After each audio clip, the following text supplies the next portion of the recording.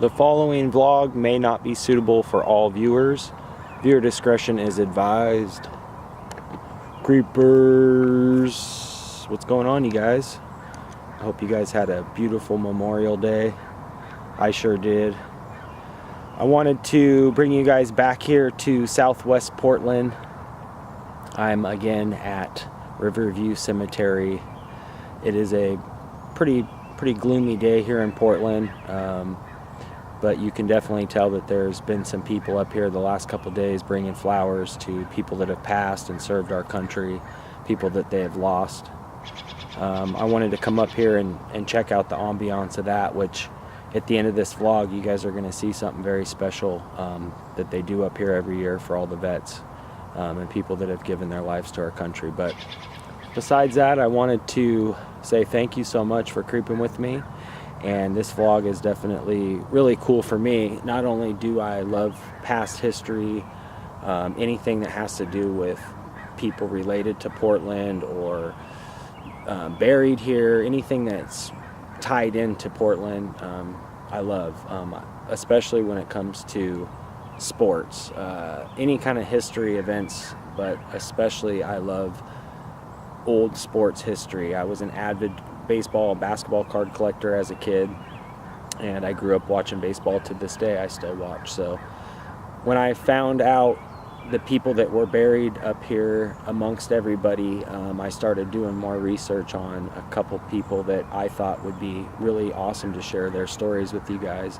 And one gentleman in particular is a gentleman by the name of Carl Mays. Now, Carl Williams Mays.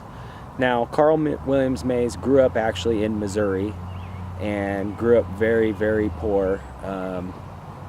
They were actually so poor that they actually at one point owned a pistol but couldn't afford bullets. So as kids, they would go in the backyard and practice throwing rocks and whatnot at different animals that would come around. And Carl Mays basically got just an immaculate arm on him from the fact that he was able to throw the rock like no other and actually able to, to kill his dinner for the evening, like a rabbit or whatnot. So I thought that was interesting. Carl actually came up in the baseball era amongst players such as Babe Ruth and other all-stars. Now, Carl, as a kid, was already known to be tremendous at baseball. When it was time for his time to bat, he would go up to the plate and hit it one-handed, knock it way over the fence, and basically hit a home run every time. So he knew something was up with his baseball skills at a really young age. But what he found later on is that he had not only the arm with an eye for a hit, the guy could pitch. So he started pitching, and the next thing you know, he got drafted to the New York Yankees. Now, as years progressed, he kind of developed a kind of a backlash from people that he played with. He had been involved in beating other players. They kind of called him a headhunter at one point. But basically, one hot August evening, Carl Mays threw an ultimate pitch that actually ended up killing a gentleman, and from then on it kind of hurt his career as a baseball player. And the thing was he never really went on to gain the attention and stuff that he needed in a positive way because of that fatal pitch. Now, that fatal pitch, and before I go on any farther, I want to take you guys over here, and I want to show you his headstone and his final resting place here in Portland. But with that being said, I want to show you guys not only his final resting place, his headstone, but I want to tell you guys actually more of the backstory as to why the fatal pitch happened, who he hit. It was actually out of every single, there was over 300,000 pitches in the MLB at that point, and not one person had ever been hit. Now, there had been times where players have been beamed, but it was the only time to this day in Major League Baseball that any player had been killed. I believe there was some fans incidences later on where unfortunately a fan actually ended up losing their lives, but at no point did a player ever lose their life. So this was one of the very first times in baseball that kind of shook the baseball community, and I believe it really changed the game forever with that fatal pitch. Nowadays they wear helmets and do all kind of safety precautions. In fact, I was just watching the softball for the women's league, and the pitcher actually wears a face gear now as well. So they've definitely upped the ante a lot on the safetiness of the equipment and whatnot since then, of course. But this guy was amazing. He won over 200 Major League Baseball games. He was nominated, I believe, at one point for MVP for pitcher. He was just a phenomenal player.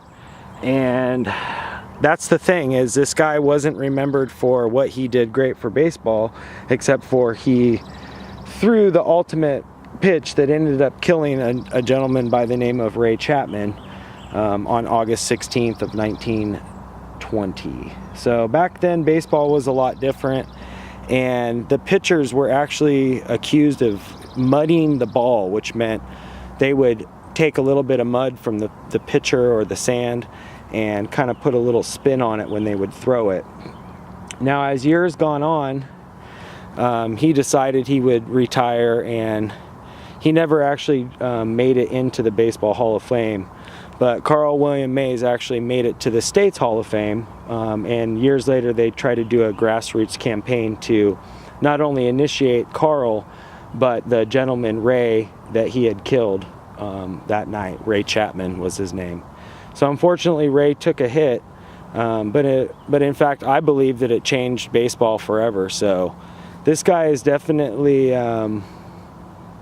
hands down just a spark and a historic for baseball in itself, because I believe not only did he do such good things for baseball, but he also made the game change by that fatal pitch. Now, in 1989, a woman wrote a book by the name of The Pitch That Killed, and it was going to go into movie fruitions. They're still talking about maybe making a movie of it. A lot of people would say that it was probably would be one of the best told baseball stories on the big screen of all time, just because of how it changed the game.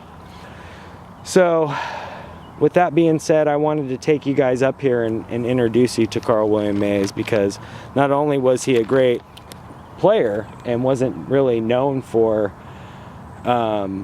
his remembrance in baseball was always through this story of pitching the fatal pitch that evening, but he won a tremendous amount of games, over 200, and so he was definitely a great guy. The backstory has kind of always haltered his legacy in a way, but for me, I believe that sometimes you got to misconstrue things. Sometimes stories are misconstrued. There's also talks that Carl was known to throw pitches at players that he didn't like. Now, these stories were told over the years, and they could be just myths of people that may have not have, gotten along with him. But they said that day that he had actually thrown a couple pitches to another player by the name of Ty Cobb. Now, Ty Cobb and him would always go back and forth on the mound, but obviously the pitch never killed Ty. But there was times later on that they said that Carl was known to throw pitches a little bit faster at people and inside pitches that he didn't like. So I don't know, I guess you hope for that wasn't his mission that day, but I have to say, a lot of people forget that this guy actually changed the game of baseball forever that night with that pitch. So his legacy lives on, and I give him and his family a lot of credit for burying him up here in Portland, bringing him back home. So I love you, creepers, and I wanted to just show you guys this grave because I found that story to just be so interesting. When I've been a baseball fan for many years, and I honestly never realized that there was a fatal pitch that was involved in the sport. So pretty interesting factor, and it's kind of crazy that he'd be buried right here in Portland. So his family, his wife and him actually ended up moving here to Portland and got married. And so she had him laid to rest here in Riverview Cemetery in Portland. But he's originally from Missouri. So I love this story, and I think that it's just, you know, it's an unfortunate mishap that happened to both players, because both Ray Chapman and Carl, both's legacies were kind of tarnished by the story. But in a way, the story changed the game of baseball forever. So in a way, the story will never be really, you know, dead or whatever you want to call it. So I just wanted to take you guys up here and let you guys know I love you, and I appreciate everybody that's been watching. And I love doing these stories, and I find these backstories of Portland just so interesting. So if you guys can pan around here, you'll also see a lot of people have been up here the last couple days leaving flowers and whatnot for their loved ones and people that have served our country. So what I'm going to do is I'm going to do something really special, and I'm going to take you guys down here. When I was first walking in this morning, I noticed that they had a whole bunch of really nice flags and everything set up for the veterans and people that had served our country. So let's take a walk down here, and I'm going to keep this rolling here for a minute, and I'm just going to show you guys how beautiful the setup they do. And I believe that the Cub Scouts here in Oregon come here and set this up every year for the vets. I was watching something online about they come and place the flags for every vet that served, and kind of clean off the grave headstone for them and just pay respect. So when I first walked in here, I was just so cool. I was so honored to see what they've done. So yeah, let's walk down here and I'll show you guys. It's just right down this way. And if you guys can see behind me, it's kind of dark, but look at these headstones. I mean, they're just so impressive. Some of them are just huge. So definitely a lot of Portland residents, a lot of historical people from here buried here, and it's just an alright cool place, man. And with Memorial Day being yesterday, it's awfully quiet up here today.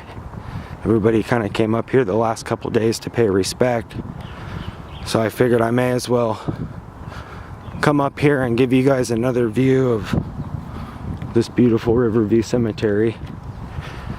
But yeah, I love that story of Carl Mays. I just find that so interesting, and I didn't realize that Major League Baseball has changed so much in the last 100 years, and just what an interesting kind of a not eerie story, but just interesting that one pitch could change the whole game of baseball. And back then, I mean, obviously the players knew that there was a risk of probably getting hit with the ball, but I didn't think that a pitcher could throw something that fast to where it would fracture the gentleman's skull and basically kill him.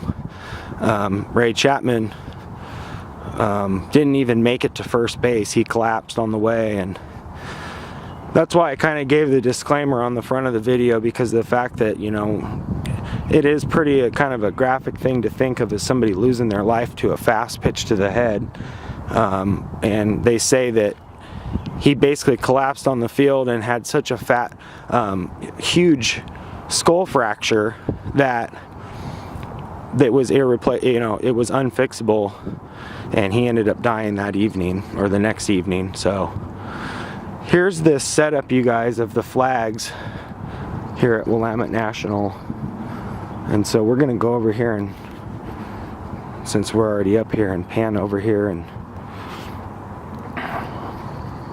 just look at how beautiful this is that they do for these veterans and people that have paid the ultimate price. It's just absolutely outstanding. I just love the feeling of walking through here. In fact, I'm gonna take my hat off, just because I want to pay the most outright respect to these veterans. So we're going to go take a little walk over here, and I'm just going to be really quiet now and then just kind of sink in.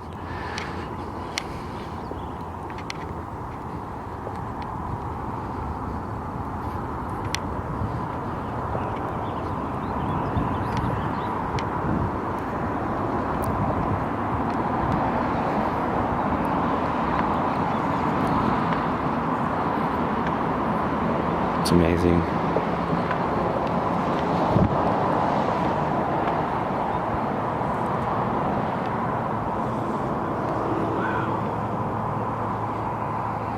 Look at how beautiful this is.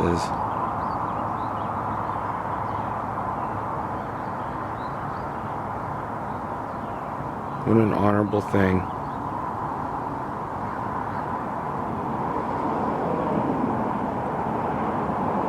How many people lost their lives so that we can be free?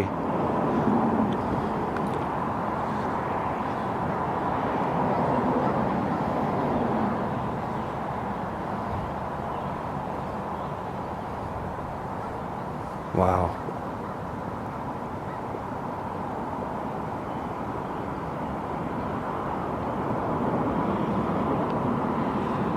So yeah, you guys, I love you creepers, and I appreciate each and every one of you every day that comment on these videos and chime in. I really appreciate it.